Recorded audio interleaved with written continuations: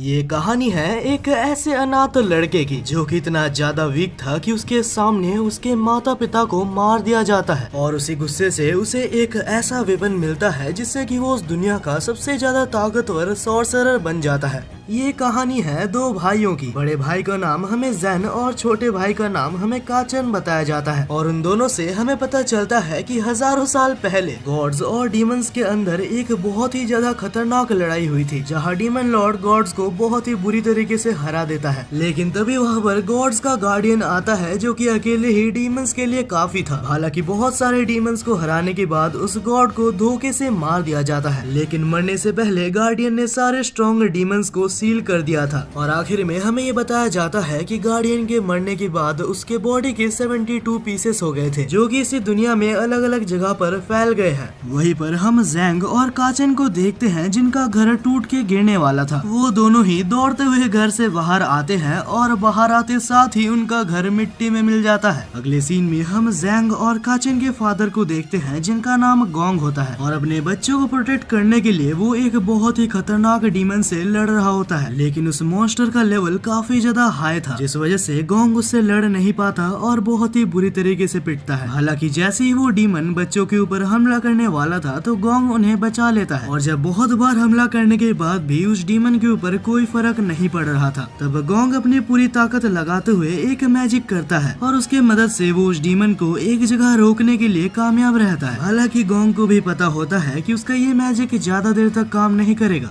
और इसके बाद ही गोंग अपने बच्चों को लेके वहाँ से जितनी जल्दी हो सके उतनी जल्दी भागता है और रास्ते में वो जैंग से कहता है, बेटा मेरी बात ध्यान से सुनो, मैं इस मॉन्स्टर को ज्यादा देर तक नहीं रोक सकता। मेरा सबसे ज्यादा ताकतवर अटैक यानी कि 5 फिंगर प्रिजन भी इसको नहीं रोक पाया। अब इसके अगले सीन में हमें दिखाया जाता है कि गोंग अपने बच्चों को लेकर एक सीक्रेट केव में आया था जहां गोंग अपने हैंड साइंस के मदद से 2 स्वॉर्ड्स को निकालता है और इसके बाद जैसे ही गोंग और जैंग मिलके 2 स्वॉर्ड्स को निकालते हैं तब उसके अंदर से एक गोल्डन बॉक्स बाहर आता है और तब गोंग उस गोल्डन बॉक्स को जैंग को देते हुए कहता है, बेटा जैंग मैं तुम्हें आज एक रिस्पॉन्सिबिलिटी दे रहा हूँ, जब काचन बड़ा हो जाएगा तो ये गोल्डन बॉक्स उसको दे देना और इस बॉक्स को बहुत ही संभाल के रखना क्योंकि ये हजारों साल पुराना एक ट्रेजर है। लेकिन तभी अचानक से पूरी जमीन हिलने लगती है और इसका मतलब ये है कि डीमन फिर से आजाद हो चुका है। अब इसके बाद ही गोंग और उसके बच्चे भागते हुए एक केव के अंदर आते हैं। हालांकि गोंग ने उस केव के एंट्रेंस पर एक बैरियर को लगाया था। वहीं पर केव के अंदर हम एक पतला सा रास्ता देखते हैं और उस पतले से रास्ते के नीचे बहुत सारा लावा था। उनके आगे जाने का रास्ता पूरी तरीके से बंद हो चुका था और तभी अचानक से वो डीमन बैरियर को तोड़ते हुए गोंग को पकड़ लेता है, लेकिन अपनी आखिरी ताकत यूज करते हुए गोंग उस डीमन को अपने ट्रैप के अंदर फंसा लेता है और अब फाइनली गोंग उस डीमन को लावा के अंदर भेज देता है जिससे कि भले ही वो डीमन मारा जाता है लेकिन अभी तक उनके ऊपर मुसीबत बंद नहीं हुई थी क्योंकि इसके बाद ही हम देखते हैं कि एक फीमेल डीमन पीछे से आके गोंग के शरीर के अंदर से अपना हाथ को आर पार कर देती है। ये देखकर जैंग और काचन बहुत ही ज्यादा घबरा जाते हैं। हालांकि गोंग एक आखिरी टाइम के लिए मैजिक का यूज करते हुए उन दोनों को ही प्रोटेक्ट करता है और उन दोनों को ही टेलीपोर्ट करते हुए एक सेफ जगह पर पहुंचा देता है।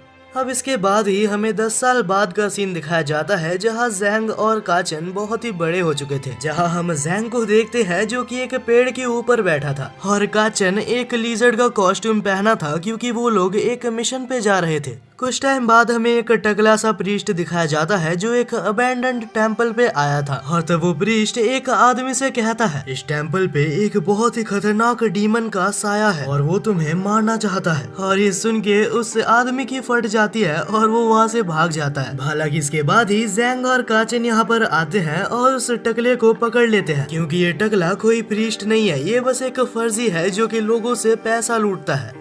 अब इसके बाद ही हम उस प्रीस्ट को देखते हैं जो कि एक जगह पर बंधा हुआ था और जैसे ही उसे होश आता है तो वो अपने सामने काचन और जैंग को देखता है। हालांकि उसे अंदाजा था कि उसका भांडा फूट चुका है लेकिन फिर भी वो एक्टिंग करते हुए कहता है, आखिर तुम लोग ये क्या कर रहे हो, मुझे जल्दी से खोलो, मुझे उस डीमन को मारना होगा। लेकिन ये सुन के जैंग उसके गर्दन पर तलवार रखते हुए कहता है, अबे टकले अभी मान ले कि तू झूठ बोलता है। और तब डरते हुए वो प्रीस्ट कहता है, मुझे माफ कर दो, मैं आइंदा से ऐसा कभी भी नहीं करूंगा। मैं ये भी वादा करता हूँ कि मैं सभी को पैसा भी लौटा दूंगा। अब इसके बाद ही हमारा सीन चेंज होता है और हम एक घर में देखते हैं जहाँ हमें बताया जाता है कि आज काचन का अडल्ट सेरेमनी है, यानी कि आज के बाद काचन भी एक सॉर्सरर बन जाएगा। और जैसे ही उसकी सेरेमनी चालू होती है तो उसके चारों तरफ एक गोल्डन ऑरा बन जाता है और कुछ ही देर में जैसे ही ये सारी चीज गायब होती है तो जैंग कहता है, छोटे भाई तुम्हें बहुत बहुत बधाई हो क्योंकि तुम फाइनली एक सॉर्सरर बन चुके हो और मुझे विश्वास है कि तुम बड़े होकर एक बहुत ही अच्छे डीमन हंटर बनोगे।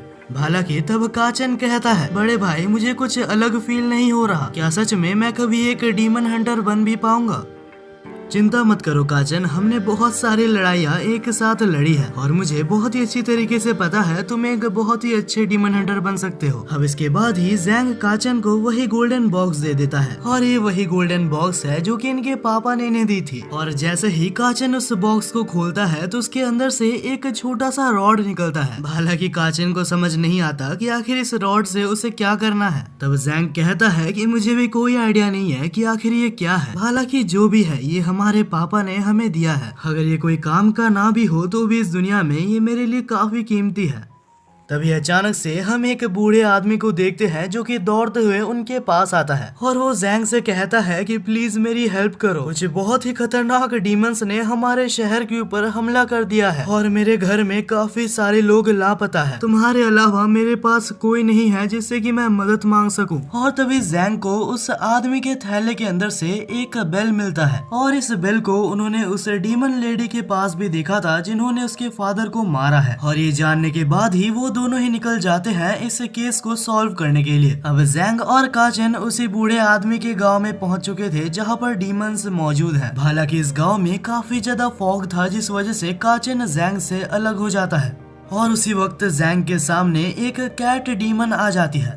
हालांकि उस डीमन को जैंग देखते हुए कहता है कि मुझे तुम्हें कोई भी इंटरेस्ट नहीं है, मैं तुम्हें जाने दे सकता हूँ, लेकिन उससे पहले मुझे ये बताओ कि आखिर वो लेडी डीमन कहाँ पर है जिसका ये बेल है। हालांकि कैट डीमन कुछ भी ना सुनते हुए जैंग के ऊपर हमला कर देती है। जैंग कहता है कि अगर तुम्हें लड़ना ही मंजूर है तो यही सही। और इसके बाद ही जैंग अपने स्वॉर्ड की मदद से एक ऐसा हमला करता है जिससे कि कैट डीमन बहुत ही ज्यादा डर जाती है। और तब उस बेल के बारे में जैंग फिर से कैट डीमन से पूछता है, लेकिन वो कहती है कि मुझे बिल्कुल भी नहीं पता कि आखिर ये बेल किसका है। तब जैंग कहता है कि अगर तुम्हें नहीं पता तो आखिर मेरा टाइम वेस्ट क्यों किया तुमने। और ये कहकर वो यहाँ से जाने लगता है। लेकिन एक बार हारने के बाद वो कैट डीमन फिर से जैंग के ऊपर हमला करता है, पर जैंग को इसका एहसास हो जाता है और वो दोनों ही स्वॉर्ड्स की मदद से उसको मार डालता है। लेकिन वो कैट डीमन मरने से पहले कहती है, तुमने भले ही मुझे मार दिया लेकिन मेरा बड़ा भाई तुम्हारे भाई को जरूर से मारेगा। वहीं पर दूसरी तरफ काचन के ऊपर कैट डीमन का भाई हमला कर देता है और उसके एक हमले से ही काचन बहुत ही ज्यादा दूर जाके गिरा था। लेकिन तभी काचन के पास एक लकड़ी थी जिसको कि उठाते हुए वो अपनी स्वॉर्ड बना लेता है। इतने में डीमन कहता है कि तुम्हारे लड़ने का यहाँ पर कोई भी फायदा नहीं, तुम्हारा बड़ा भाई बहुत ही पहले मारा गया होगा। लेकिन तब काचन कहता है कि आखिर तुम्हें मेरे बड़े भाई के बारे में पता ही क्या है। ये सुनकर कैट डीमन बहुत ही ज्यादा गुस्सा होते हुए कहता है, तुम जैसे कमजोर की मेरे सामने खड़े रहने की कोई औकात नहीं।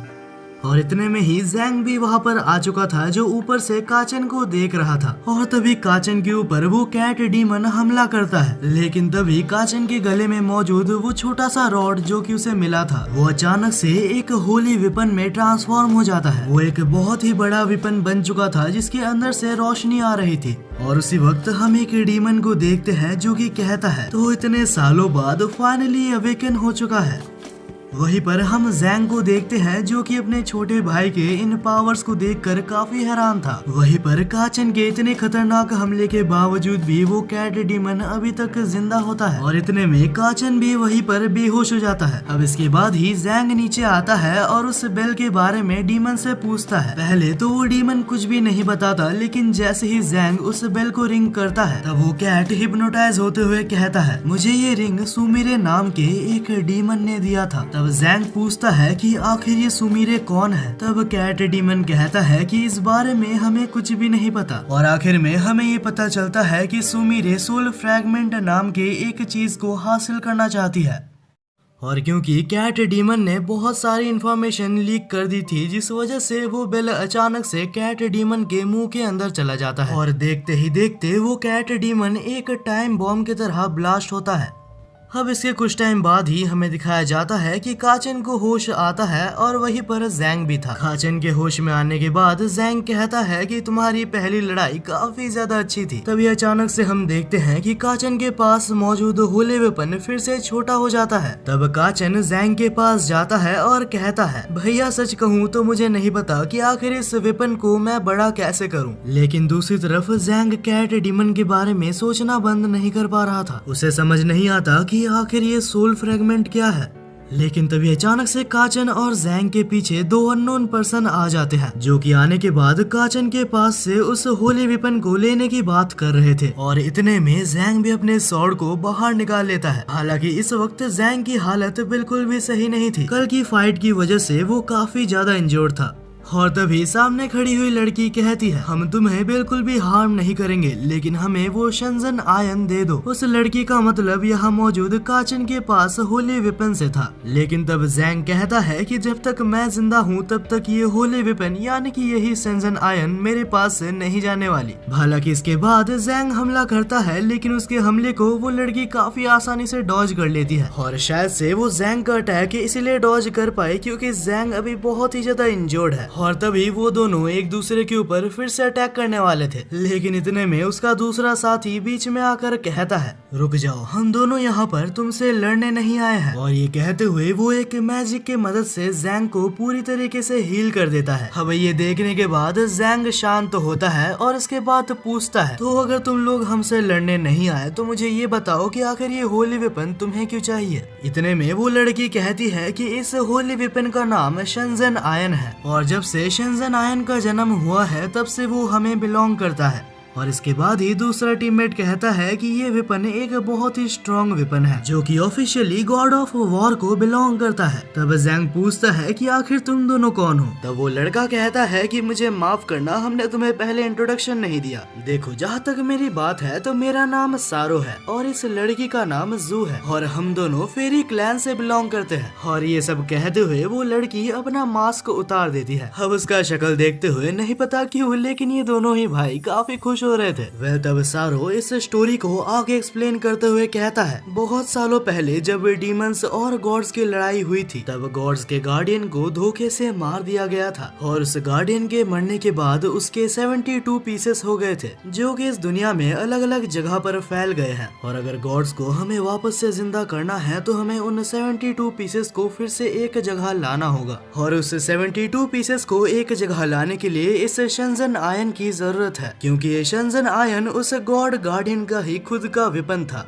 अब इस कहानी को बहुत ही अच्छे से सुनने के बाद जैंग कहता है, देखो, तुम्हारी कहानी मुझे काफी अच्छी लगी, लेकिन आखिर मैं कैसे मान लूं कि तुम सच बोल रहे हो। सारो कहता है कि जैंग, तुम्हें हमारी बातों पे विश्वास करना ही होगा, क्योंकि इतने सालों से ये डिवाइन वेपन यानी कि ये शंजन आयन सो रहा था और गॉड ऑफ वॉर के हिसाब से जब भी ये शंजन आयन एक्टिवेट होता है तो उसका ऑरा बहुत ही ज्यादा होता है, यहाँ तक उसका इम्पैक्ट हेवन और हेल तक भी जाता है। यानी कि जब कल ये शंजन आयन एक्टिवेट हुआ था तो डीमंस और गॉड्स सभी को पता चल चुका है कि शंजन आयन एक्टिवेट हो चुका है। और अगर ये शंजन आयन कोई गलत हाथों में चला गया तो डीमन लॉर्ड फिर से जिंदा हो सकता है, और अगर गलती से भी ऐसा हो गया तो ये दुनिया तबाह हो जाएगी और तब इस दुनिया को बचाने के लिए कोई गॉड भी नहीं बचेगा। मगर इतना कुछ सुनने के बाद भी जैंग कहता है, देख भाई, मुझे तेरे बातों में बिल्कुल भी भरोसा नहीं आ रहा। इतने में जू कहती है कि आखिर तुम्हें समझ क्यों नहीं आता, अगर गलती से भी डीमन लॉर्ड पहले आजाद हो गया तो इस दुनिया को कोई भी नहीं बचा पाएगा।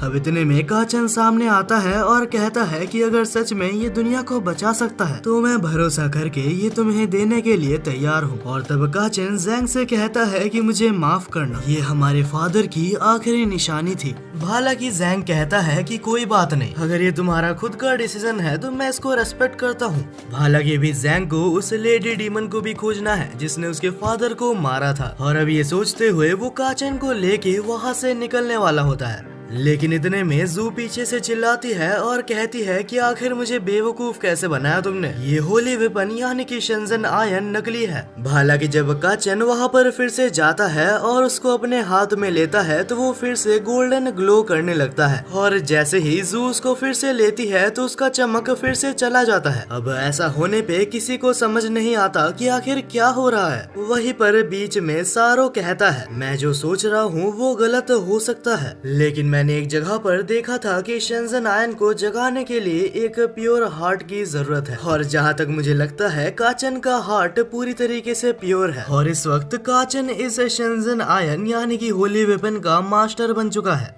और क्योंकि बस काचन ही शेंजन आयन को एक्टिवेट कर सकता है तो उसे भी उनके साथ जाना होगा, यानी कि इसी वक्त से जैंग और काचन का एक और नया सफर चालू होता है। और इसके बाद ही सारो अपने मैजिक सर्कल को समन करते हुए एक शिप को समन करता है, जिसमें बैठकर वो लोग यहाँ से आराम से निकल जाते हैं। अब इसके कुछ देर बाद हमें शिप के अंदर का सीन दिखाया जाता है, जहाँ जैंग और काचन खाने बैठे थे, और इतना अच्छा खाना देखकर उनको अपने ऊपर कंट्रोल नहीं होता। तब जू चिल्लाते हुए कहती है कि क्या तुमने पहले कभी खाना नहीं खाया? तब जैंग कहता है कि अगर मैं अच्छे से खाना नहीं खाऊंगा तो मुझे भी तुम्हारी जैसे पिग का मास्क लगाना होगा। अब ये सुनने के बाद जू जैंग को हवा में उड़ा देती है। हालांकि अचानक से हमें बाहर एक लड़की को दिखाया जाता है जो कि अचानक से बेहोश हो जाती है, और जब शिप अपने सामने एक लड़की को देखता है तो वो रुक जाता है, और जैसे ही जैंग शिप से बाहर आता है तो वो उस लड़की को देखता है और उसके दौड़ते हुए जाता है। तुम्हें तो बहुत ही ज्यादा चोट लगी है, मुझे तुम्हारे लिए कुछ करना होगा। अब इसके बाद ही जैंग उसको उठाकर शिप के अंदर ले जाता है। फिर जैंग उसको ठीक करता है और उसे कुछ खाने पीने को देता है। तो मैडम कोल्ड ड्रिंक वगैरह चाहिए आपको? कहो तो बाहर चाय पे चल लेते हैं। तब जू चिल्लाते हुए कहती है कि उस लड़की के साथ फ्लर्ट करना बंद करो, और इसके बाद ही फिर से ये दोनों ही लड़ने लगते हैं। हालांकि ये दोनों लड़ रहे थे तब काचन उसके लिए पानी लेकर जाता है, और तो वो लड़की सारी चीजों को अच्छे से एक्सप्लेन करती है। मेरे पीछे बहुत ही ज्यादा खतरनाक गुंडे पड़ गए थे, नहीं पता क्यों, लेकिन वो मुझे मारना चाहते थे, और सच कहूँ तो मुझे नहीं लगा था कि आज मैं बच पाऊंगी, और अभी मुझे जल्द से जल्द डार्क वैली में पहुँचना होगा। तब जैंग खुश होते हुए कहता है कि तुम्हारी किस्मत काफी अच्छी है, क्योंकि इस वक्त हम भी वहीं पर जा रहे हैं सोल फ्रैगमेंट को खोजने के लिए। यहाँ तक कि काचन उसको होली वेपन भी सामने लाकर दिखा देता है। तभी जू चिल्लाते हुए कहती है कि ये सारी चीजें तुम्हें सीक्रेट रखनी है। हालांकि ये इन्फॉर्मेशन जानने के बाद वो लड़की बहुत ही अजीब तरीके से स्माइल कर रही थी, और तभी हम उस लड़की को देखते हैं जो कि कहती है, मुझे माफ करना, मैंने अपना नाम नहीं बताया, मेरा नाम जिंग है। और इसके बाद ही काफी रात हो चुकी थी तो वो लोग सोने के लिए चले जाते हैं। अब इसके अगले सीन में हम सभी को देखते हैं जो कि बहुत ही आराम से सो रहे थे, जहाँ जैंग घोड़े बेचकर सो रहा था और उसके साइड में काचन भी सो रहा था। और जब सभी लोग बहुत ही गहरी नींद में थे तब जैंग अपना हाथ आगे करती है और एक मैजिक के मदद से वो काचन के गले से उस शेंजन आयन को लेना चाहती थी। हालांकि सोते हुए ही काचन ने उस अटैक को डिफ्लेक्ट कर दिया था, और इससे पहले कि जैंग उसको फिर से ले पाती तभी अचानक से सारो वहाँ पर नंगा आ जाता है। ऑफ कोर्स वो नहाने के बाद गलत रूम में घुस गया था, और जैसे ही सारो को ये रियलाइज होता है तो वो वहाँ से चला जाता है। हालांकि जैंग काफी ज्यादा इरिटेट हो गई थी, वो कहती है कि आखिर मैं ये कहाँ पर फंस गई। वहीं पर जब अगली सुबह सबकी नींद खुलती है तो वो लोग बाहर आते हैं। जैंग कहता है कि अरे कल रात को तो मुझे काफी अच्छी नींद आई, और उठते साथ ही वो उस नई लड़की जैंग को खोजने लगता है। जैंग तो ये तक कहता है कि उसका प्रोटेक्शन करना मेरी तो जिम्मेदारी है, वरना उसे फिर से गुंडे परेशान कर सकते हैं। क्यों काचन, मैंने सही बोला ना? और तभी हम काचन को देखते हैं जो काफी ज्यादा परेशान लगता है। बड़े भैया, मुझे लगता है कि वो शेंजन आयन मेरे पास नहीं है। वहीं पर हमें कुछ दिनों पहले का सीन दिखाया जाता है जहां पर जिंग और उसकी छोटी बहन एक केव में कैद थे। तभी उस केव का बॉस कहता है कि अगर तुम शेंजन आयन मेरे को ला दे सकती हो तो मैं तुम्हारी छोटी बहन को आजाद कर दूंगा। और हमें ये भी बताया जाता है कि जेंग इस दुनिया की सबसे माहिर थेफ्ट है। लेकिन तब जेंग ये कहती है कि शेंजन आयन और कुछ नहीं, बस एक मिथ है, ऐसा कुछ इस दुनिया में एग्जिस्ट नहीं करता। हालांकि वो डीमन कहता है कि बहुत सालों बाद शेंजन आयन फाइनली एक्टिवेट हो चुका है, और अगर तुम्हें अपनी छोटी बहन को जिंदा और सही सलामत चाहिए चाहिए तो तुम्हें वो करना होगा जो मैं तुम्हें कहता हूँ, वरना तुम तो जानती ही हो कि हम उसके साथ क्या क्या कर सकते हैं। तब जेंग कहती है कि उसे हाथ लगाने की हिम्मत भी मत करना, तुम जो कहोगे मैं वो करने के लिए तैयार हूँ।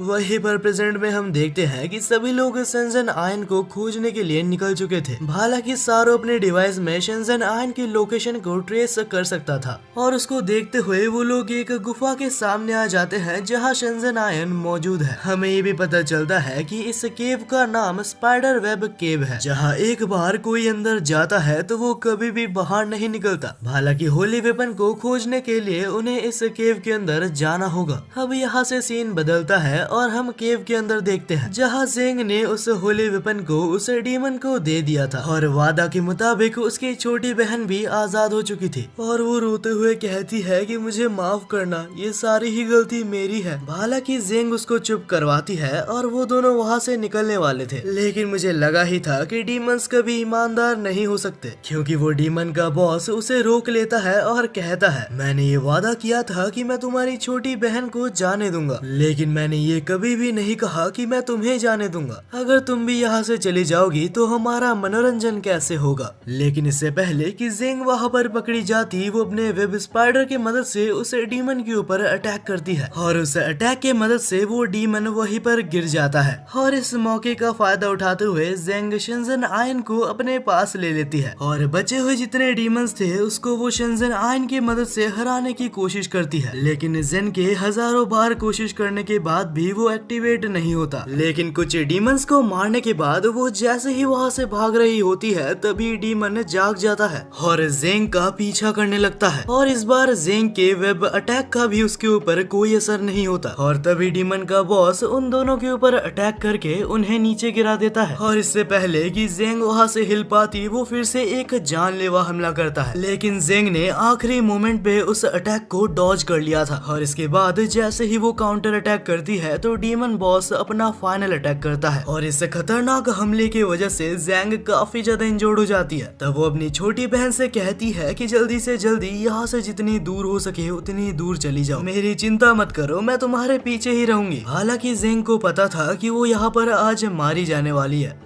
उसी वक्त हम एक और पतले डीमन को देखते हैं जो उन दोनों के ऊपर एक बैरियर बना देता है। तब हमें पता चलता है कि इस डीमन का नाम रॉक स्टार है और वो खुश होते हुए कहता है कि तुम लोग इस बैरियर से अपनी जिंदगी में नहीं निकल सकते। हालांकि यहाँ से सीन शिफ्ट होता है और हम बाहर जेंग और काचन को देखते हैं और तभी जेंग चिल्लाते हुए कहता है बस मुझे एक बार पता चल जाए कि किसने मेरा शेंजन आयन चुराया है। उसी वक्त हम सारो को देखते हैं जो कि कहता है कि मुझे पता चल गया कि शेंजन आयन कहाँ पर है, लेकिन सच में इस केव का रास्ता काफी ज्यादा कॉम्प्लिकेटेड है। और तब वो लोग डिसाइड करते हैं कि वो सभी लोग एक टीम बना के अलग अलग जाएंगे ताकि वो लोग जल्द से जल्द शेंजन आयन को खोज सके। अब इसके बाद हमें कुछ टाइम बाद का सीन दिखाया जाता है जहाँ काचन और जेंग उस जगह पर पहुँच चुके थे और फाइनली घंटों की मेहनत के बाद उन्हें अपने सामने शेंजन आयन दिखता है। लेकिन मुसीबत ये थी कि उनके सामने ही डीमन बॉस भी था। तभी जेंग काचन को रोकता है और कहता है रुक जाओ काचन, ये वक्त सही नहीं है,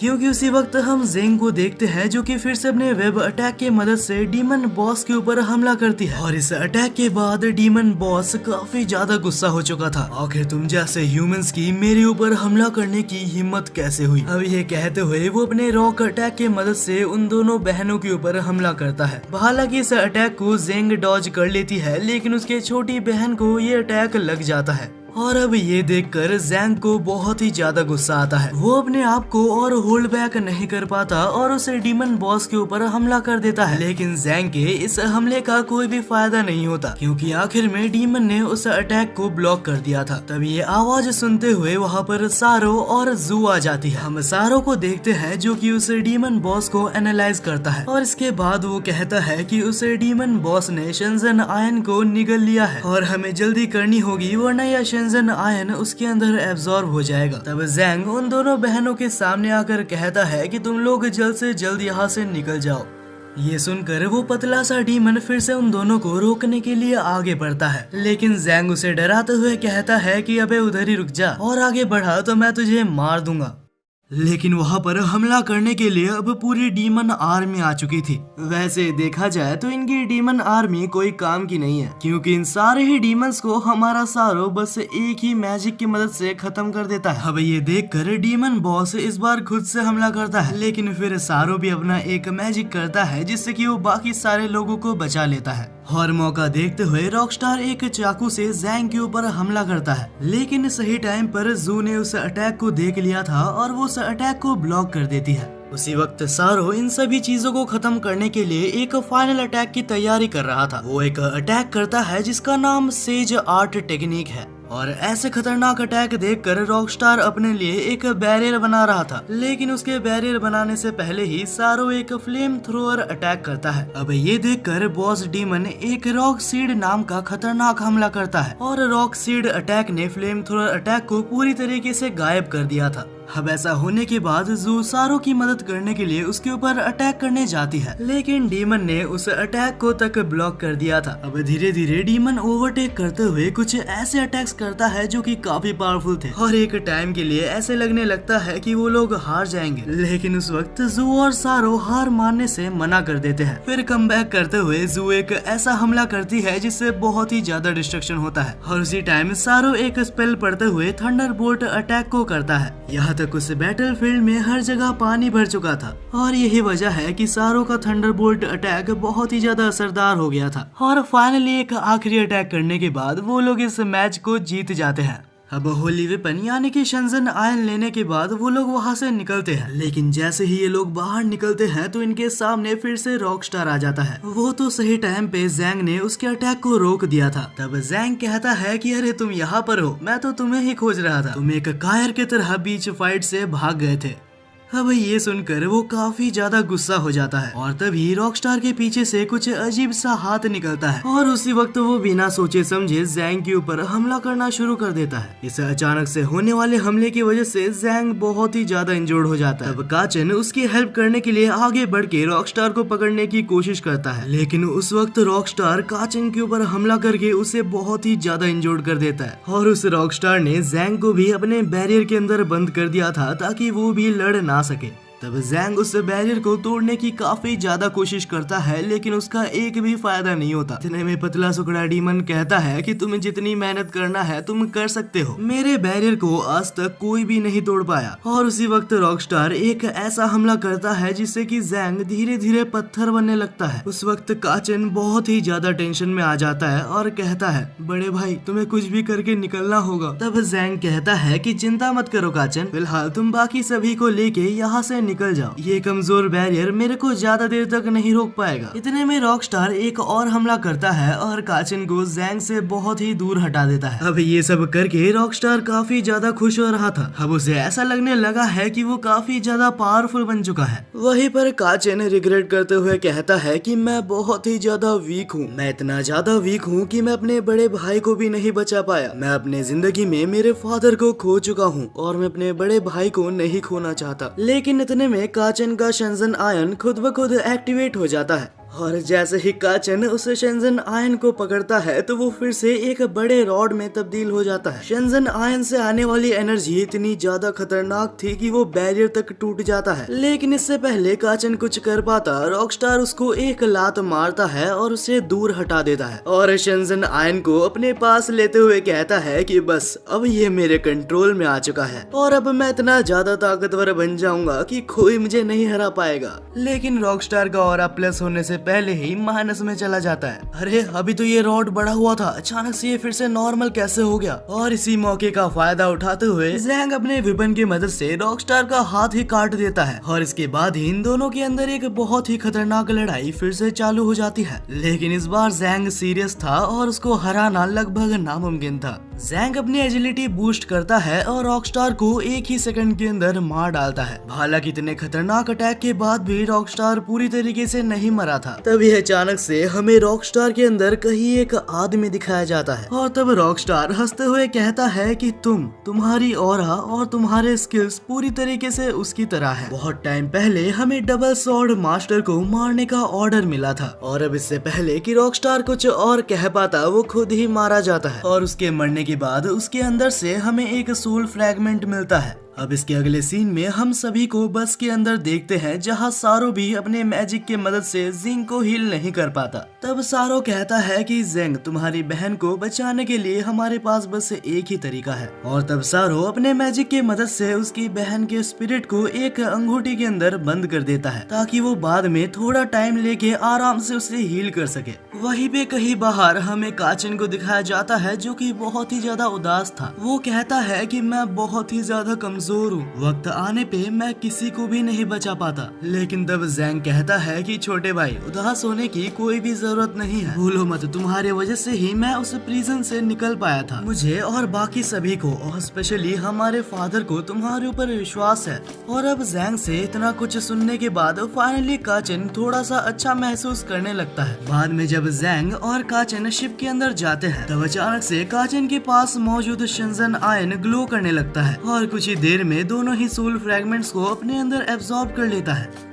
अब हालांकि सोल फ्रैगमेंट एब्जॉर्ब हो चुका था लेकिन इसके साइड इफेक्ट्स दिखना चालू हो गए थे क्योंकि इस वक्त काचिन को बहुत ही जोर का फीवर आया हुआ था। तब सारो आता है और कहता है मुझे लगा था कि ऐसा कुछ हो सकता है। और उसी वक्त अपने रूम से जिंग बाहर आती है और उसने बहुत ही छोटे कपड़े पहने थे। तभी जू चिल्लाते हुए कहती है कि अगर तुम्हारे पास कपड़े नहीं है तो खरीद लो। अब मुझे नहीं पता कि ये रूल्स है या फिर जू को जलन हो रही है, तो कमेंट करके जरूर बताना। अब अगले सीन में हम सभी को एक स्टोर में देखते हैं जहाँ ये लोग कपड़े खरीदने आए थे और नहीं पता क्यों, लेकिन इस ओनर को देख के मुझे इसके इरादे ठीक नहीं लग रहे। अब इसके बाद जिंग अपने लिए कपड़े देखना चालू कर देती है। वहीं पर जू काचिन के लिए उस ओनर से शेंजो बीन मांगती है और इस बीन को खाने के बाद काचिन का फीवर बहुत हद तक नीचे आ जाता है। और तब जैंग के पूछने पे ओनर कहता है कि ये कुछ स्पेशल टाइप की शेंजो बीन होती है। ये बीन्स काफी ज्यादा हेल्दी होती है और इनसे बहुत ही जल्दी रिकवर हुआ जा सकता है। हालांकि जब जैंग उसे खरीदने जाता है तो उसकी प्राइस 2 बिलियन येन बताता है, जो सुनकर जैसे जैंग आगे आया था वैसे ही पीछे चला जाता है और उसे 100 लैंग्वेजेस में गरीब घोषित कर दिया जाता है। लेकिन जैंग की जगह सारो उन सारे ही पिल्स को खरीदता है। तब जू चिल्लाते हुए कहती है कि आखिर यहाँ पर इतनी ज्यादा गर्मी क्यों है। तब ओनर कहता है कि इस शहर को फायर सिटी क्लाउड के नाम से जाना जाता है। जब बहुत सालों पहले गॉड्स और डीमंस के बीच में आखिरी फाइट हुई थी तब यहाँ पर एक बहुत ही खतरनाक मीटियोर गिरा था जो कि बहुत ही ज्यादा गर्म था और उसी दिन के बाद से यहाँ का क्लाइमेट पूरी तरीके से चेंज हो चुका है। यहाँ तक इस शहर के ऊपर एक कर्ज भी लग चुका है क्योंकि इस शहर में एक डीमन रहता है जिसका नाम फायर क्लाउड है। और फिर कुछ देर बाद हमें ये भी पता चलता है कि जिस जगह मीटियोर गिरा है उस जगह एक और सोल फ्रैगमेंट मौजूद है। अब काचिन और जेंग को छोड़ के बाकी सारे ही लोग उस सोल फ्रैगमेंट को इकट्ठा करने निकल जाते हैं।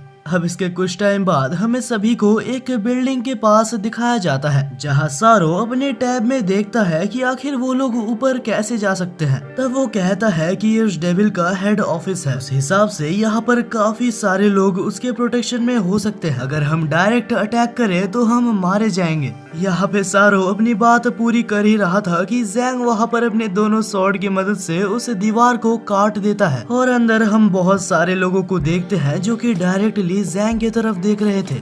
अब यहाँ से हमारा सीन बदलता है और हम काचिन और जिंग को देखते हैं जहाँ काचिन को अभी भी बुखार आया होता है और जिंग उसकी देखभाल कर रही थी। हालांकि हमारा काचिन सोते हुए एक सपना देख रहा था और ये सपना 100 साल पुराने गॉड और डीमंस के बीच की लड़ाई है, जहाँ काचिन पूरी स्टोरी देखता है कि आखिर कैसे गॉड ऑफ वॉर को डीमंस धोखे से मार देते हैं। और जैसे ही कहानी खत्म होती है तो उसके सामने अचानक से 2 सोल फ्रैगमेंट्स आ जाते हैं और उन सोल फ्रैगमेंट्स के साथ वो दोनों ही डीमंस उसके सामने थे। जहाँ डीमन बॉस काचिन से कहता है कि तुम बहुत ही ज्यादा वीक हो, तुम कभी भी अपने भाई और अपने दोस्तों को नहीं बचा सकते। अगर तुम्हें स्ट्रॉन्ग बनना है तो तुम्हें अपने सोल को सैक्रिफाइस करना चाहिए और ऐसा करने से तुम एक डीमन लॉर्ड जितने ताकतवर बन जाओगे। तब काचिन इस बारे में सोचता है, मैं सच में काफी ज्यादा वीक हूँ, हमेशा हर लड़ाई में मुझे बचाया जाता है और मैं कुछ भी नहीं कर पाता। लेकिन अगर स्ट्रॉन्ग बनने के लिए मुझे अपना सोल सैक्रिफाइस करके दूसरों को मारना पड़े तो मैं ऐसा कभी भी नहीं करूँगा। और बस इतना कहते साथ ही उसका शेंजन आयन फिर से ग्लो करने लगता है और उसी वक्त शेंजन आयन के अंदर से एक आवाज आती है, तुमने इस टेस्ट को पार कर लिया है और मैं आज से तुम्हारा होता हूँ। तुम्हारी और मेरी सोल आज से एक है। अब ये टेस्ट खत्म होते साथ ही काचन की आंख खुलती है और जैसे ही काचन सामने देखता है तो उसके सामने जिंग मौजूद थी। और फिलहाल काचन को कुछ भी समझ नहीं आता कि आखिर अभी उसके साथ क्या हुआ। अब यहाँ से हमारा सीन चेंज होता है और हम बाकी सभी को देखते हैं, जहाँ सारो और जू ने लगभग सारे लोगों को हरा दिया था और आखिर में जितने लोग बचे होते हैं उसको जैंग हरा देता है। अब यहाँ मौजूद सारे लोगों को हराने के बाद वो लोग जैसे ही आगे बढ़ के एक हॉल में आते हैं, तब जैंग को सामने एक लड़की की फोटो दिखाई देती है। वहीं पे जैंग उस फोटो को देख के कुछ सोच रहा था कि सामने अचानक से एक आदमी आ जाता है और अचानक से उसे देखकर जैंग उससे पूछता है कि क्या तुम फायर क्लाउड डीमन हो। लेकिन ये सुनने के बाद वो आदमी कुछ भी नहीं कहता और तब वो जैंग से पूछता है कि आखिर तुम लोग अंदर कैसे आए। बस इतना सुनते साथ ही जैंग उसके ऊपर हमला करना शुरू कर देता है, लेकिन जैंग के हमले का उसके ऊपर कोई भी असर नहीं होता और वो अपने फायर मैजिक की मदद से उसे दूर हटा देता है और फिर कहता है कि तुम तो एक डीमन हंटर हो, आखिर तुम्हारा यहाँ पर क्या काम है। अच्छा मैं समझ गया, तो तुम्हें मेरे अंदर मौजूद सोल फ्रैगमेंट चाहिए, लेकिन उसे लेने के लिए तुम्हें मुझे हराना होगा।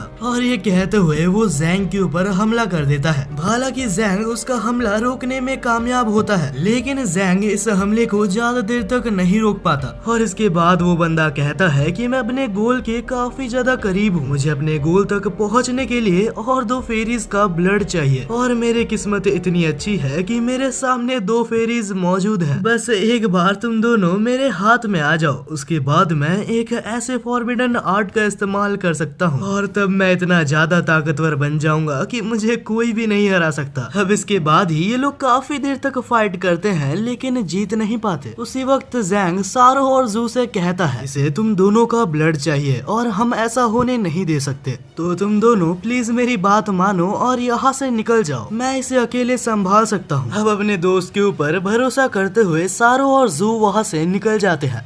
अब उस टेम्पल के बाहर हमें एक फर्नेस दिखाया जाता है जो कि कुछ ही देर में ब्लास्ट होने वाला था और अगर वो ब्लास्ट होता है तो पूरा शहर कुछ चंद सेकंड्स के अंदर जल जाएगा। वहीं पे हम फायर क्लाउड और जैंग को देखते हैं जो कि अभी तक लड़ रहे थे और यहाँ तक जैंग फायर क्लाउड डेविल के सारे अटैक्स को डॉज भी कर रहा था और बस एक ही मौका मिलते हुए जैंग उसको पूरी तरीके से काट देता है। लेकिन फायर क्लाउड इतनी जल्दी नहीं मरने वाला था क्योंकि जैंग ने जिस चीज को काटा था वो बस फायर क्लाउड की एक परछाई थी। वहीं पे डेविल जैंग के ऊपर हमला करते हुए कहता है मैं तुम्हें यहाँ पर जिंदा छोड़ सकता हूँ, लेकिन उसके बदले तुम अपने दोनों फेरी दोस्तों को यहाँ ला के दो। और अपने दोस्तों के बारे में ऐसा सुनकर वो बहुत ही ज्यादा गुस्से में उसके ऊपर हमला करने आगे बढ़ता है, लेकिन इतने में फायर क्लाउड डेविल उसे एक मुक्का मार के बेहोश कर देता है और उसके बाद कहता है कि तुमसे लड़के मुझे काफी मजा आया, लेकिन अभी तुम मरने वाले हो। और जैसे ही वो जैंग को मारने वाला था तो तभी वहाँ पर सारो और जुआ के उससे बचा लेते हैं, लेकिन सारो के डिफेंस मैजिक करने के बावजूद डेविल का पावर इतना ज्यादा था जिस वजह से सारो के गले पे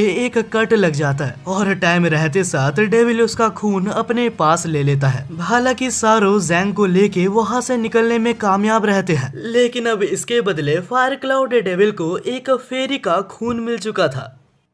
अब इसके बाद ही फायर क्लाउड डेविल उस खून को लेके रिचुअल चालू करता है। तब वो सारो के ब्लड से वहाँ पर कुछ लिखता है और उसके इस प्रोसेस को कंप्लीट करते साथ वहाँ पर एक मैजिकल सर्कल आ जाता है। और अब ये सब करने के बाद फाइनली फायर क्लाउड डेविल ने उस जुजुत्सु को एक्टिवेट कर दिया था। अब यह काम खत्म करने के बाद फायर क्लाउड डेविल बाहर उस इन्फर्नो के पास जाता है और उसके पास पहुंच के वो कहता है फाइनली मेरे इतने सालों का इंतजार आज खत्म होने वाला है। और इसके बाद जैसे ही वो फॉरबिडन स्पेल का यूज करता है तो कुछ भी नहीं होता। अब इतनी मेहनत करने के बाद जब कुछ भी नहीं होता तो ये देख के उसे बहुत गुस्सा आता है। यहाँ तक इस फॉरबिडन स्पेल का यूज करने पे ये शहर पूरी तरीके से बर्बाद हो चुका था। अब यहाँ से हमारा सीन बदलता है जहाँ हम जैंग को बाकी सभी के साथ देखते हैं। जैंग की हालत बहुत ही ज्यादा खराब होती है, यहाँ तक शिंजो बीन का भी उसके ऊपर ज्यादा असर नहीं होता। तब सारो सोच रहा होता है कि क्या कोई ऐसा तरीका नहीं है जिससे कि हम फायर डेविल को वीक कर सके।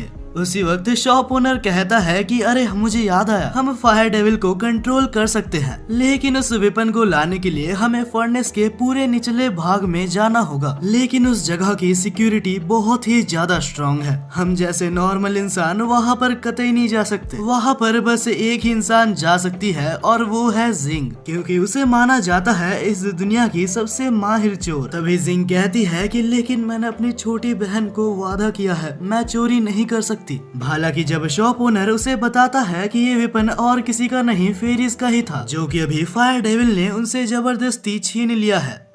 अब इसके बाद जिंग इन्वेस्टिगेशन करती है और एक सीक्रेट जगह से अंदर जाती है, जहां सामने उसे दो लोग मिलते हैं जो कि सीसीटीवी कैमरा पे उन्हें देख रहे थे। उन्हें ठिकाने लगाने के बाद जिंग वहां से आगे बढ़ती है।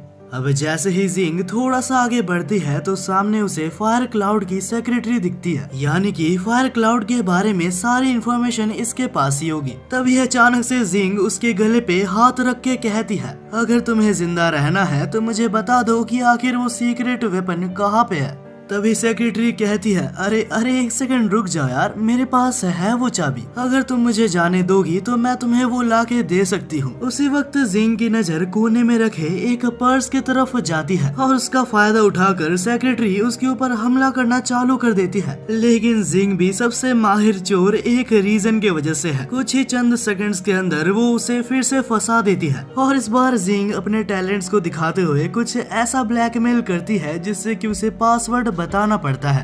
अब यहाँ से सीन चेंज होता है, जहाँ हमें फायर क्लाउड को दिखाया जाता है जो बहुत ही ज्यादा गुस्से में था। वो अपने एनर्जी की मदद से पूरे शहर को तबाह कर रहा होता है और इस तबाही में बहुत से लोग मारे जाते हैं।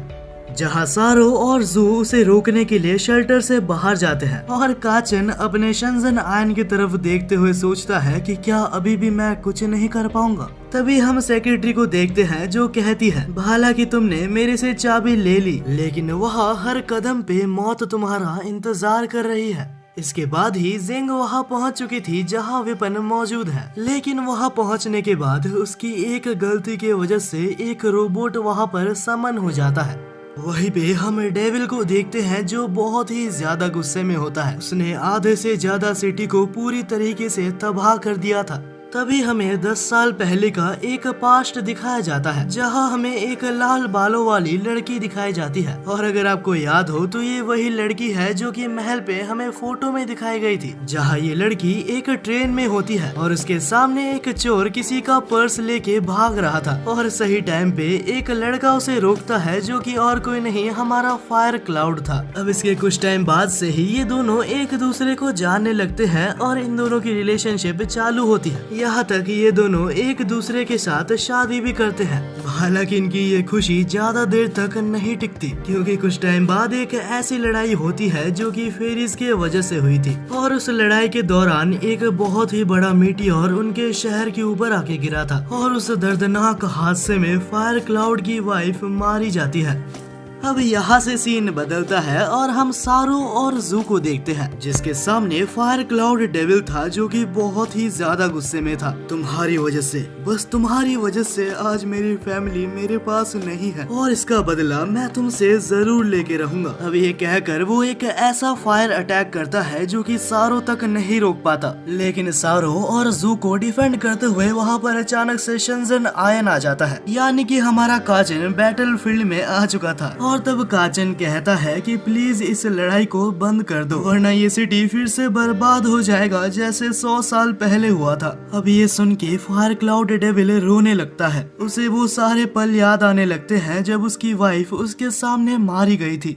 तब सारो कहता है कि बहुत समय पहले जब डीमन लॉर्ड गॉड और फेरिस को मारना चाहता था, तब उसने फेरिस क्लैन के तरफ एक बहुत ही बड़ा मीटियोर लॉन्च किया था और उस मीटियोर को फेरिस आखिरी टाइम पे डॉज करने में कामयाब रहे थे। लेकिन उस वक्त ये मीटियोर इस शहर में आ गिरता है और इस वक्त फायर क्लाउड बहुत ही ज्यादा गुस्से में था। वो कहता है कि तुम फेरीज कभी भी कोई मॉर्टल्स की इज्जत नहीं करते। अब ये कहते हुए फायर क्लाउड मैजिक से सारो के ऊपर हमला करता है। हालांकि हमारे काचन ने अपने शिनज़ेन आयन की मदद से उन दोनों को प्रोटेक्ट कर लिया था। तब काचन समझाने की कोशिश करता है कि अगर तुम भी वही करते हो जो कि डीमंस ने किया था तो ये चीज तुम्हें भी एक डीमन बनाती है। हालांकि काचन यहाँ पर बस समझाने की कोशिश कर रहा था कि तुम पास्ट को नहीं बदल सकते, लेकिन शायद ये चीज फायर क्लाउड को समझ नहीं आती। वो लिटरली इतना ज्यादा गुस्सा हो जाता है कि वो एक डेविल में बदल जाता है और तब वो काचन के ऊपर एक ऐसा हमला करता है जो कि बहुत ही ज्यादा फेटल था।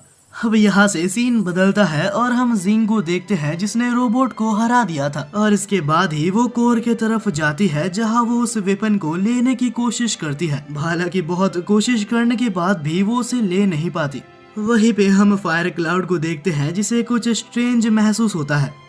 फायर क्लाउड को ये पता चल जाता है कि जिंग उसके कोर को लेने वाली है, जिस वजह से वो यहाँ पर फाइट करना बंद करके सीधा जिंग की तरफ जाता है। वहीं पे सारो को ये एहसास हो जाता है कि वो जिंग के पीछे जा रहा है, जिस वजह से सारो काचन को एक मैजिक की मदद से वहाँ टेलीपोर्ट कर देता है। वहीं पे हमारा सीन जिंग की तरफ जाता है जो एक जगह पर छुपी हुई थी, क्योंकि उसके सामने एक अननोन पर्सन आता है जो आकर उस कोर को लेने की कोशिश करता है और बहुत ही इजीली उस कोर को वो ले भी लेता है। लेकिन उसी टाइम पे जब उसने कोर को लिया था तो उसके पीछे फायर क्लाउड आ जाता है जो आकर उस अननोन पर्सन से कहता है कि अगर तुम्हें जिंदा रहना है तो यहाँ से चले जाओ। लेकिन वो अननोन पर्सन भी इस चीज को नहीं मानता और वो दोनों ही लड़ने लगते हैं। वो अननोन पर्सन कहता है कि मैं इसे ले जाना चाहता हूँ क्योंकि ये मेरी सिस्टर के लिए एक बर्थडे गिफ्ट है। और ये कहते हुए वो अननोन पर्सन एक बहुत ही मैसिव बुल में ट्रांसफॉर्म हो जाता है। उसने अपने क्लॉ को फाइजन के चेस्ट के आर पार कर दिया था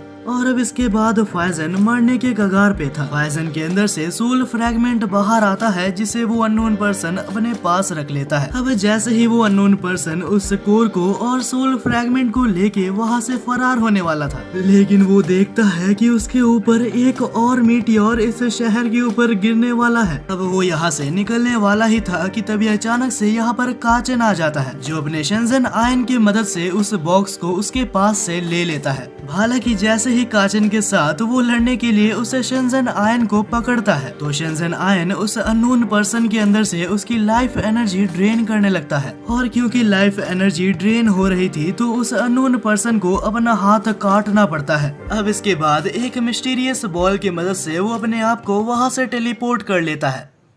हालांकि वो बंदा यहाँ से चला गया था लेकिन अभी तक खतरा टला नहीं था क्योंकि वो मीटरॉइड कुछ ही देर में शहर के ऊपर गिरने वाला था। काचन और जिंग को कुछ भी समझ नहीं आता कि आखिर वो इस मीटरॉइड को कैसे रोकेंगे। हालांकि तभी क्लाउड डेविल बहुत ही मुश्किल से कहता है कि तुम्हें उस स्टोन को तोड़ना होगा। फिलहाल बस यही एक रास्ता है जिससे तुम उसे रोक सकते हो। अब ये सुनते साथ ही काचन और टाइम वेस्ट नहीं करता और उस स्टोन को तोड़ देता है और नहीं पता कैसे लेकिन वो मीटेरॉइड अचानक से फ्रीज हो जाता है। फिर कुछ ही सेकंड्स के अंदर उस मीटेरॉइड के हजारों टुकड़े हो जाते हैं और ये शहर को बचा लिया जाता है। अब आखिर में जब डेविल आखिरी सांसें गिन रहा था तब वो कहता है मुझे माफ करना, मैं तुम्हारा बदला नहीं ले पाया। लेकिन तभी डेविल के सामने उसकी वाइफ आती है जो कि कहती है ऐसा बिल्कुल भी नहीं है, तुमने आज बहुत ही अच्छा काम किया है। तुमने इस सिटी को बर्बाद करने की जगह इस सिटी को एक बार बचा लिया। और ये सुनने के बाद हंसते हंसते डेविल अपने सांसें लेना बंद कर देता है।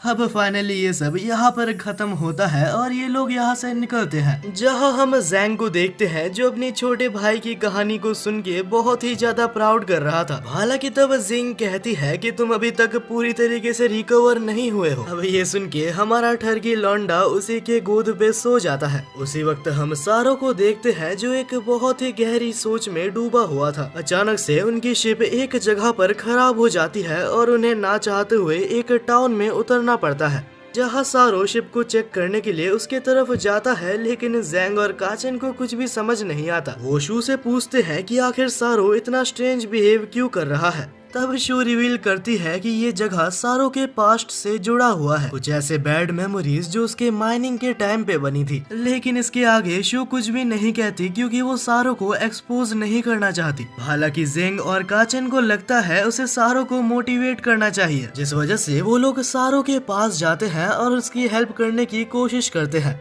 हालांकि सारो कहता है मुझे तुम्हारी हेल्प की जरूरत नहीं है, और इसके बाद सारो कहता है कि शिप का माना क्रिस्टल पूरी तरीके से डिस्ट्रॉय हो चुका है और शायद इसे रिफिल करने के लिए मुझे माइंस के अंदर जाना होगा। जैंग सोचता है कि वो भी उसकी हेल्प करेगा और उसके साथ जाएगा, लेकिन सारो उसके हाथ को हटाते हुए कहता है कि मेरे रास्ते में मत आओ, मुझे इस जगह तुम्हारी कोई भी हेल्प नहीं चाहिए।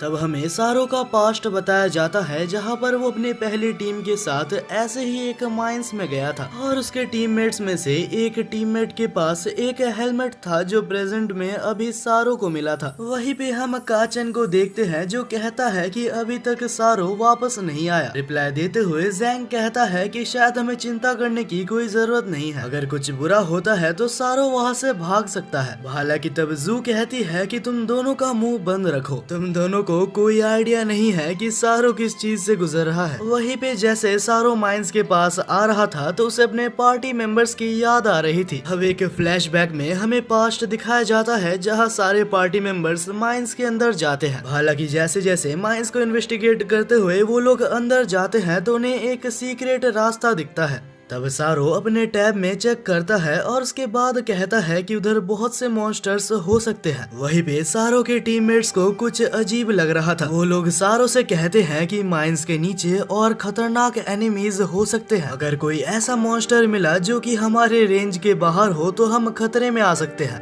हालांकि हमारा सारो उन्हें मिशन के बारे में याद दिलाता है और सारो के कमांड पे वो पूरी टीम अभी नीचे जाने वाली थी। जैसे ही वो लोग माइंस के नीचे पहुँचते हैं तो उन्हें काफी सारे गॉब्लिन्स मिलते हैं जिन्हें वो काफी इजीली अपने गन्स के मदद से हरा सकते थे, मगर धीरे धीरे इन गॉब्लिन्स की क्वांटिटी बढ़ते जा रही थी, जिस वजह से उन्हें इस माइंस से निकलना पड़ता है। लेकिन उसी वक्त ज़ॉम्बीज ने उनके जाने का रास्ता रोक दिया था। तब उनके टीम में से एक मेंबर्स एक ग्रेनेड की मदद से सारे गॉब्लिन्स को मार डालती है। हालांकि इस प्रोसेस में उनके टीम में से एक मेंबर इंजर्ड हो जाता है। उनके निकलते टाइम यहाँ पर एक मैजिकल सर्कल समन हुआ था जो शायद उनके टीममेट्स में से किसी ने भी नोटिस नहीं किया।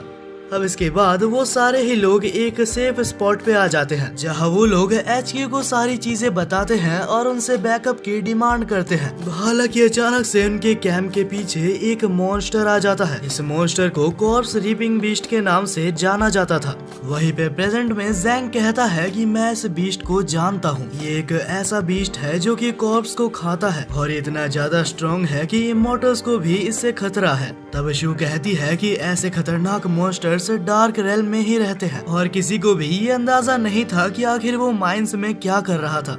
वहीं पे हम प्रेजेंट में सारो को देखते हैं जो अपने शिप के लिए कुछ मैजिकल क्रिस्टल्स इकट्ठा कर रहा था। हालांकि वो नोटिस करता है कि वो एक मैजिकल क्रिस्टल के ऊपर खड़ा है और तब सारो को रियलाइज होता है कि ये मैजिकल सर्कल डार्क रेल्म से जुड़ा हुआ है। बस किसी इमॉर्टल के ब्लड से ही इस चीज को खोला जा सकता है। तब उसे समझ आता है कि आखिर कैसे ये चीज उस दिन उसके कैंप तक आ गई थी। हालांकि इस वक्त सारो के सामने एक बहुत ही बड़ी प्रॉब्लम है। सारो इस बीस्ट से अपने आप को लड़ने के लिए तैयार करता है, ये सोचते हुए कि इससे पहले इस बीस्ट ने उसके सारे पार्टी मेंबर्स को मार दिया था। बावजूद सारो ने सबको हील करने की कोशिश की थी लेकिन इसका कोई भी फायदा नहीं हुआ और आखिर में एक टीममेट ने अपनी लाइफ को सैक्रिफाइस करते हुए सारो की जान बचाई थी। वहीं पे सारो को अपने टीममेट्स की एक विजन आती है जहां सारो अपने टीममेट्स के पास रोते हुए उनसे माफी मांगता है। हालांकि उसके टीममेट्स उससे कहते हैं कि तुम अभी हार नहीं मान सकते, हमारे लिए तुम्हें इन मॉन्स्टर्स को यहाँ आने से रोकना होगा। और इसके बाद जैसे ही सारो की आंखें खुलती है तो अपने सामने काचन को देखता है जहां उसके सारे दोस्त सारो को प्रोटेक्ट करने के लिए उस बीस्ट से लड़ रहे थे। हालांकि उनके एक भी अटैक का उस बीस्ट के ऊपर कोई असर नहीं होता। तब सारो काचन से कहता है कि प्लीज तुम सभी को अपने बैरियर के मदद से डिफेंड करना। काचन सारो को रोकते हुए पूछता है कि क्या तुम अपने आप को सैक्रिफाइस करने का सोच रहे हो। सारो कहता है कि मैं अपने और दोस्तों को खो नहीं सकता। ये कहते हुए सारो चल के उस बीस्ट के सामने आता है और वो अपने आप को वहाँ पर सैक्रिफाइस करने वाला था, लेकिन आखिरी मौके पे काचन उसे रोकता है और अपने शिनजन आयन के पावर्स को यूज करते हुए वहाँ पर एक बहुत ही बड़ा हमला करता है, जिससे कि वो माइन पूरी तरीके से डिस्ट्रॉय हो जाता है और वहाँ पर सनलाइट आने लगती है। और जैसे ही सनलाइट उस बीस्ट के ऊपर गिरती है तो वो मारा जाता है। और आज काचिन की वजह से इस ग्रुप में सारे लोग जिंदा थे। आखिर में सारो जाने से पहले अपने फॉर्मर कॉमरेड्स को शुक्रिया अदा करता है, हमेशा उसके ऊपर भरोसा और उसका साथ ना छोड़ने के लिए। अब इसके बाद ये लोग अपनी जर्नी कंटिन्यू करते हुए आगे बढ़ते हैं, जहाँ कुछ देर बाद वो लोग एक ऐसे रिवर के पास पहुंच चुके थे जो सारी इंजरीज को हील कर सकता है। हालांकि तब जिंग पूछती है कि सच में अगर ये रिवर इतना ही ज्यादा रेयर है तो फिर इस रिवर के पास बहुत से लोग होने चाहिए थे। तब जू कहती है कि जब बहुत सालों पहले सारो के टीम मेंबर्स को डीमंस ने मार दिया था, तब सारे गाँव वालों को ऐसा लगा कि यहाँ डीमंस अटैक करने वाले हैं, जिस वजह से यहाँ पर रहने वाले सारे लोगों ने इस गाँव को छोड़ दिया। अब इसके अगले सीन में हम जैंग और काचन को उसी रिवर में नहाते हुए देखते हैं, जहां काचन नोटिस करता है कि जैंग के सारे इंजरीज हील हो रहे थे।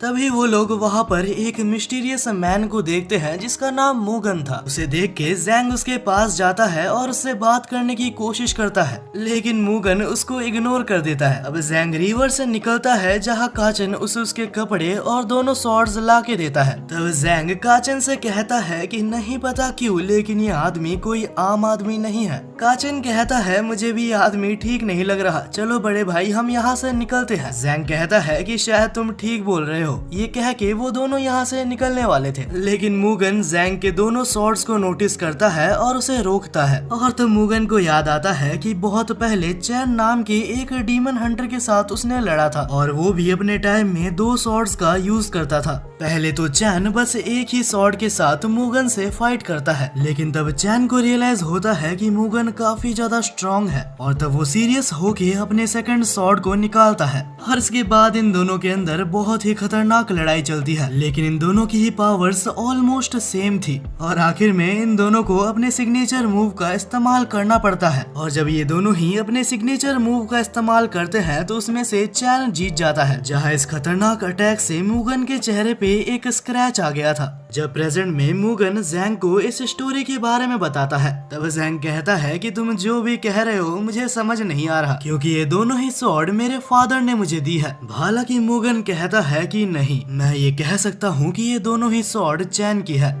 और बाद में ये कहता है कि तुम्हें ये स्वॉर्ड रखने का कोई हक नहीं, क्योंकि मुझे नहीं लगता कि तुम वर्ल्ड के स्ट्रॉन्गेस्ट डीमन हंटर हो। जैंग कहता है कि मैं इस दुनिया का सबसे ज्यादा स्ट्रॉन्गेस्ट डीमन हंटर बनने वाला हूँ, और अगर तुम्हें ऐसा नहीं लगता तो मैं तुम्हें हरा के ये साबित कर सकता हूँ। अब ये दोनों यहाँ लड़ने वाले होते हैं कि बीच में काचन आ जाता है और सही टाइम पे जू और सारो भी यहाँ आ जाते हैं। काचन जू को सारी बातें बताता है जो कि अभी इनके साथ हुई, जो सुन के जू मूगन के पास जाके उसे कहती है कि कोई दिक्कत मत करो, हमें अभी काफी सारे काम करने बाकी हैं। और ये सुनते साथ मूगन अपना स्वॉर्ड निकाल के उस स्वॉर्ड को स्विंग करता है। हालांकि उसने जानबूझ के उस स्वॉर्ड को जू के ऊपर नहीं चलाया था, लेकिन बस उसके एक स्वॉर्ड के स्विंग से दूर मौजूद एक पत्थर के टुकड़े हो जाते हैं, जो देख के सभी लोग काफी शॉक थे। तब मूगन कहता है कि मुझे जैंग के साथ लड़ाई करनी है। हालांकि तब जिंग बीच में आके सबको कहती है ये मूगन और कोई नहीं, दुनिया का सबसे स्ट्रॉन्गेस्ट स्वॉर्ड्समैन है।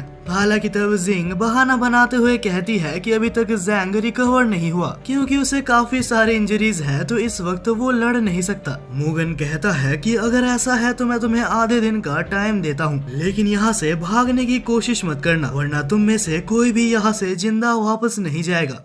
अब अगले सीन में वो सभी लोग शिप में वापस आ चुके थे, जहाँ जिंग कहती है कि मूगन ने इस सेक्रेड स्वॉर्ड को डीमन क्लैन से चुराया था, और जब डीमन किंग को इस बारे में पता चला तो वो उसको मारने के पीछे पड़ा रहा। हालांकि स्वॉर्ड के साथ मूगन इतना ज्यादा ताकतवर बन चुका था कि उसने डीमन किंग को मार गिराया। प्रेजेंट में जू कहती है कि ऐसा कोई चांस ही नहीं है कि हम उसके खिलाफ जीत पाए। हालांकि जैंग कहता है कि नहीं, मेरे पास ये दोनों स्वॉर्ड्स हैं, और अगर चैन मूगन को इस स्वॉर्ड की मदद से हरा पाया था तो शायद कोशिश करने पे मैं भी उसे हरा सकता हूँ। जैंग कहता है कि ये स्वॉर्ड डीमन हंटर्स अपने जनरेशंस को पास करते हैं। मुझे इतना पता है कि इस स्वॉर्ड के अंदर कोई हिडन एबिलिटी है, और अगर ये स्वॉर्ड मुझे दी गई है तो इसका मतलब मेरे अंदर कोई क्वालिटी होनी चाहिए। लेकिन जू कहती है कि हम इतना रिस्क नहीं ले सकते, हमें जल्द से जल्द यहाँ से निकलना चाहिए। सारो कहता है कि शायद ये इतना ज्यादा इजी नहीं होने वाला, क्योंकि जैसे ही हम यहाँ से निकलेंगे तो मुगन को इस बारे में पता चल जाएगा। आखिरी टाइम पे जो उसने मैजिक किया था उसकी वजह से हम यहाँ से नहीं निकल सकते।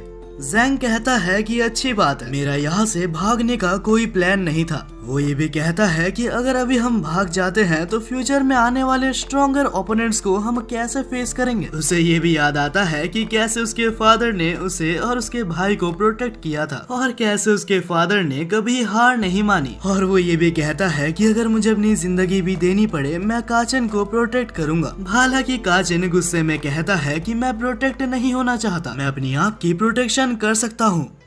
अगले सीन में हम जैंग को देखते हैं जो रिवर में अपने आप को हील कर रहा था। कुछ ही देर में वहाँ पे जिंग भी आती है जो जैंग से कुछ कहना चाहती थी। सबसे पहले वो जैंग को थैंक्स कहती है इतना कुछ करने के लिए। तब उसकी नजर जैंग के बैक पे कुछ स्कार्स पे जाती है। उसे रियलाइज होता है कि बचपन से ही जैंग काचन को प्रोटेक्ट करता आ रहा है। तब वो जैंग से कहती है कि काचन तुम्हें खोने से डरता है, यहाँ तक मैं भी अपनी बहन के ना होने से अभी तक रिकवर नहीं कर पाई हूँ और मैं बिल्कुल नहीं चाहती कि तुम भी उसी फीलिंग को फेस करो। और आखिर में उसे मरने से मना करती है। अगली सुबह जैंग पूरी तरीके से रिकवर हो चुका था, जहाँ सारो एक मैजिक से उसकी स्पीड को बूस्ट करता है और जिंग उसे एक व्हाइट स्पाइडर आर्मर देती है जो काफी ज्यादा स्ट्रॉन्ग है। आखिर में जैंग काचन से कहता है कि मेरा ओपोनेंट काफी ज्यादा स्ट्रॉन्ग है, तो ऐसा हो सकता है कि आखिर में मैं मारा जाऊं। लेकिन वो ये भी एक्सप्लेन करता है कि मैं हार नहीं मान सकता। आखिर में कहता है कि अगर हम अपने फियर को करेज में बदल सके तो हम कुछ भी कर सकते हैं। तभी एक फ्लैशबैक में हम छोटे जैंग को देखते हैं जो डबल सॉर्ड्स की तरफ देख रहा था। तभी उसके फादर वहाँ आके कहते हैं सिर्फ चुने हुए डीमन हंटर्स ही इस सॉर्ड को चला सकते हैं, यहाँ तक मैं भी इस सॉर्ड को नहीं चला सकता। जैंग तब कहता है कि मुझे भी एक दिन इस सॉर्ड को चलाना है। वापस प्रेजेंट में जैंग मुगन के ऊपर अटैक करने की कोशिश करता है, लेकिन मुगन अपने सॉर्ड की मदद से उसे पीछे ढकेल देता है। इसके बाद मुगन जैंग के ऊपर अटैक करता है। हालांकि आर्मर ने जैंग को बचा लिया था, लेकिन दूसरे अटैक से जैंग को उसका आर्मर भी नहीं बचा पाता और जैंग इंजोर्ड हो जाता है। तब सारो नोटिस करता है कि मुगन का स्वॉर्ड बहुत ही लंबा है और इससे मुगन को एक एडवांटेज मिलता है। अब जब जैंग मुगन के अटैक्स को डॉज कर रहा था तब उसे अपना एक पास्ट याद आता है जब उसके डैड उसके साथ प्रैक्टिस करते थे। हालांकि जैंग उससे कंप्लेन करता है क्योंकि जैंग के फादर के पास एक लंबी वेपन थी। जैंग अपने फादर को एक चीटर कहता है और वहाँ से भागने लगता है। हालांकि भागते हुए वो अपने वेपन को अचानक से फेंकता है, लेकिन उसके फादर उस वेपन को डिफ्लेक्ट करके उस डुएल को जीत जाते हैं और आखिर में कहते हैं कि तुम्हारे ट्रिक्स बिल्कुल भी इफेक्टिव नहीं है और जैंग तुम्हें और ज्यादा ट्रेनिंग करनी होगी। बाद में हम जैंग को रात को ट्रेनिंग करते हुए देखते हैं, जहां अचानक से उसके ऊपर काफी सारे चमगादड़ हमला कर देते हैं, लेकिन अपने स्वॉर्ड की मदद से वो उसे हरा नहीं पाता और लड़ते हुए जैंग को समझ आता है कि उसके वेपन्स की कोई गलती नहीं है और तब वो रियलाइज करता है कि एक वेपन की रीच अच्छे टेक्निक्स के मदद से काउंटर की जा सकती है। अगली सुबह हम देखते हैं कि सारे चमगादड़ हार चुके थे, जहां जैंग अपने फादर के साथ एक और डुएल करता है, जहां इस बार अपने नए टेक्निक के साथ जैंग अपने फादर के ऊपर भी भारी पड़ रहा था। उसके डैड हमला करते हैं, लेकिन जैंग उस हमले को डॉज करने में कामयाब होता है और आखिर में वो अपने फादर तक को हरा देता है। प्रेजेंट में मुगन और जैंग की फाइटिंग कंटिन्यू होती है, जहां जैंग दोनों के डिस्टेंस को क्लोज करते हुए पास जाता है। वो दोनों एक दूसरे के ऊपर कंटिन्यूअसली हमला करते रहते हैं, जहां मुगन के सारे अटैक्स को जैंग डॉज कर रहा था। यहाँ तक एक अटैक की मदद से मुगन बहुत ही दूर जाके गिरता है। एक सेकंड के लिए ऐसा लगता है कि जैंग जीत गया, लेकिन फिर मुगन उठ के कहता है कि शायद मुझे सीरियस होना पड़ेगा। तभी मुगन एक ऐसा हमला करता है जिससे उसके स्वॉर्ड के चारों तरफ एक ब्लैक एनर्जी गैदर होती है। यहाँ तक उसके हमले के वजह से जैंग के आर्मर के ऊपर काफी डैमेज आता है, जो देख के जिंग कहती है कि अगर बार बार वहीं पे हमला हुआ तो शायद आर्मर टूट जाएगा। और ये बात मुगन को भी पता थी, जिस वजह से वो वहीं पे हमला करता है और इवेंचुअली वो आर्मर कमजोर होके टूट जाता है। जैंग कहता है कि तुम काफी ज्यादा स्ट्रॉन्ग हो और शायद ही मैं आज तुम्हें हरा सकता हूँ। हालांकि जैंग और मुगन की फाइट काफी देर तक चलती है। जैंग हार नहीं मानता क्योंकि उसे पता है उसे अपने भाई को बचाना है। हालांकि मुगन उसे बहुत ही खतरनाक तरीके से मारता है और कहता है कि तुम बस फाइट करके अपने आप को मारना चाहते हो और तुम चैन के लेवल तक कभी भी नहीं पहुंच सकते। अगर तुम अपने आप को ही नहीं बचा सकते तो आखिर अपने छोटे भाई को क्या ही बचाओगे। लेकिन ज़ैंग को ऐसा लगता है कि अपनी जान दे के भी अगर मैं किसी और को बचा पाऊँ तो मुझे चलेगा। तभी ज़ैंग के एक और फ्लैशबैक में हमें दिखाया जाता है कि वो एक बेयर से लड़ रहा था, लेकिन उससे लड़ते वक्त वो इंजर्ड हो गया था और जैसे ही उसका ब्लड उसके स्वॉर्ड तक जाता है तो एक बहुत ही मिस्टीरियस पावर अनलॉक होता है और स्पेशल एबिलिटी के साथ वो इतना ज्यादा ताकतवर बनता है कि लिटरली उसे कोई नहीं हरा सकता। हालांकि सही टाइम पे उसके फादर उसे रोकने में कामयाब रहते हैं क्योंकि ये पावर बहुत ही ज्यादा खतरनाक है और इसे यूज करने से बॉडी को उसकी कीमत चुकानी पड़ती है। यहाँ तक इस पावर को यूज करने से उसकी जान भी जा सकती है। वहीं पे प्रेजेंट में ज़ैंग डिसाइड करता है कि वो उस पावर का यूज करेगा। वो अपने हाथों को काट के उस ब्लड को स्वॉर्ड तक जैसे ही लेता है तो मिस्टीरियस पावर एक्टिवेट होती है। मुगन इस अटैक को देखते साथ पहचान जाता है कि इस अटैक का नाम ब्लड सैक्रिफाइस है। वहीं पे ज़ैंग बस एक ही अटैक से मुगन को बहुत इंजर्ड कर देता है और उसे मारने के बाद जैसे ही हम ज़ैंग को देखते हैं तो उसकी आईज रेड ग्लो कर रही थी और वो बिल्कुल ही एक डीमन की तरह दिख रहा था। सो गाइस यार, आज की वीडियो हम यहीं पे खत्म करते हैं। मुझे पता है ये एक बहुत ही बड़ा क्लिफ हैंगर पे मैंने आपको छोड़ दिया, लेकिन यार अगर आपको इसका पार्ट 2 चाहिए तो जरूर से कमेंट करो। और एक बहुत ही इम्पोर्टेंट बात आज मुझे आपसे शेयर करनी है। तो भाई ऐसा है कि आपका ये दोस्त ज्यादा दिन तक वीडियोस नहीं बना पाएगा शायद, और 7 से 8 महीने बाद मेरे को यहाँ से जाना पड़े। आप मेरी फैमिली हो तो मैं आपको रीजंस जरूर बताऊंगा, लेकिन आज नहीं। आज मेरी बस एक ही रिक्वेस्ट है, इससे पहले कि मैं यूट्यूब को छोड़ के जाऊं मुझे अपने पास 100K सब्सक्राइबर्स की फैमिली चाहिए। हाँ सच में मैं बस इतना ही चाहता हूं। तो अगर आपको मेरी वीडियोस जेन्युइनली पसंद है तो आप सब्सक्राइब जरूर से कर दीजिएगा यार। इस वीडियो को 3 बार हाइप जरूर से कर देना ताकि इस वीडियोस को थोड़ी सी रीच मिल जाए। और मुझे कॉमेंट करके ये जरूर बताना कि आप आउट ऑफ 10 इस एनिमे को कितना रेटिंग दोगे। और क्योंकि ये एनिमे आने वाले एपिसोड्स में काफी अच्छा होने वाला है तो मैं इसे 9/10 की रेटिंग देना चाहता हूँ। इस वीडियो को लाइक कर देना। बाकी तब तक के लिए मिलता हूँ मैं इसके सेकंड पार्ट में।